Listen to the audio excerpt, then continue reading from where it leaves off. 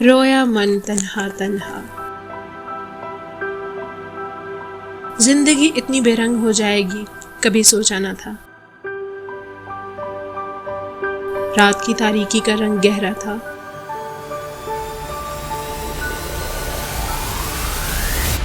लेकिन उससे ज्यादा गहरी रात तो उस लड़की के मन में उतरती जा रही थी। हर लहजा मन के सन्नाटे बढ़ रहे थे और एक सर्द नफरत की आग में सुलगती आवाज समातों में यूं बिखरी थी कि इसे अपनी जात बिखरती महसूस हुई थी और दिमाग के सोचने समझने की हर सलाहियत कहीं दफन हो गई थी। और इसने तेज धार छुरी अपनी कलाई पर फेर दी थी। लम्हा लम्हा जिंदगी हाथों से निकलती जा रही थी। आंखों के सामने एक पुरवकार हसीन व वजीह चेहरा आन समाया था। जिंदगी तो तुमसे पहले भी थी,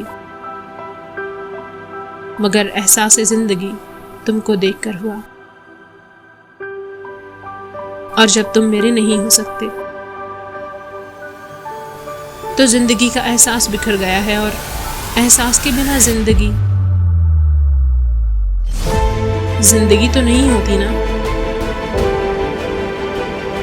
अलविदा जिंदगी।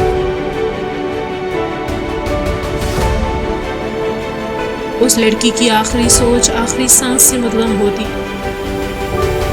सब कुछ फना कर गई थी। जिंदगी का एहसास और जिंदगी भी।